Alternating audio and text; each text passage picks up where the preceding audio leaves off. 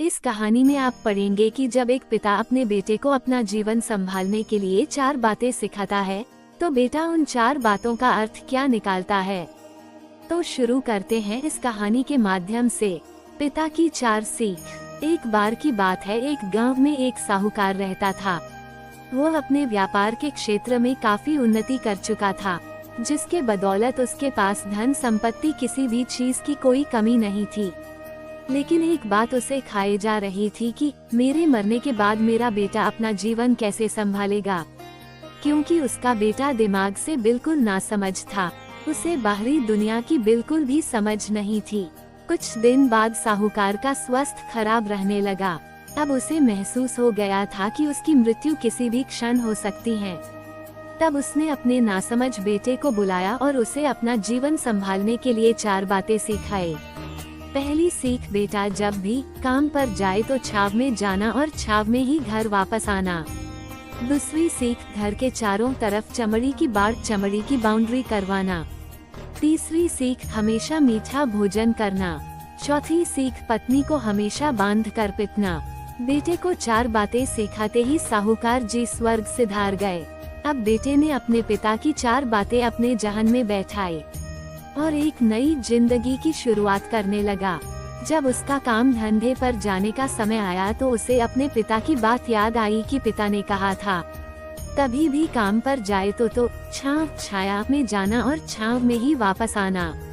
चूंकि पैसों की कमी थी नहीं, इसलिए उसने यह बात याद करके अपने घर से ऑफिस तक एक बहुत बड़ा टेंट लगवा दिया ताकि धूप से बच सके।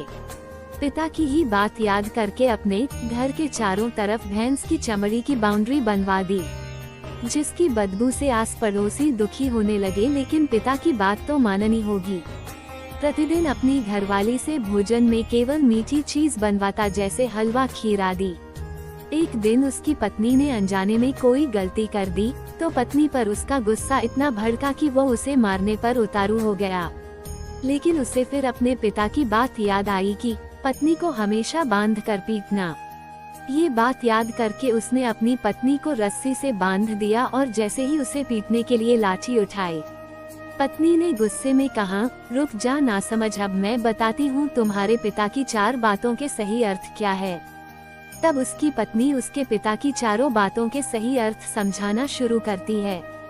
पहली बात, काम पर छाव में जाना और छाव में ही आना। इसका अर्थ है प्रतिदिन काम पर सूर्योदय होने से पहले जाना और सूर्यास्त होने के बाद घर वापस आना, ताकि अपने काम में इतने व्यस्त हो जाओ कि बाहरी दुनिया के मोह माया से दूर रह सको। लेकिन तुमने तो घर से ऑफिस तक टेंट लगवा दिया ताकि तुम धूप से बच सको। क्या ये उद्देश्य था तुम्हारे पिताजी का? दूसरी बात, घर के चारों तरफ चमड़ी की बाउंड्री करवाना। इसका मतलब है अपने घर की सुरक्षा के लिए कुत्ता या बिल्ली पालना, ताकि चोरों से सुरक्षित रहा जा सके। लेकिन तुमने तो घर के चारों तरफ भैंस की चमड़ी लगवा दी, जो कि अर्थहीन है। तीसरी बात, हमेशा मीठा भोजन करना। इसका अर्थ है हमेशा भूख तेज लगने पर ही भोजन करना। इससे एक सूखी रोटी भी मीठे भोजन समान संतुष्टि देगी।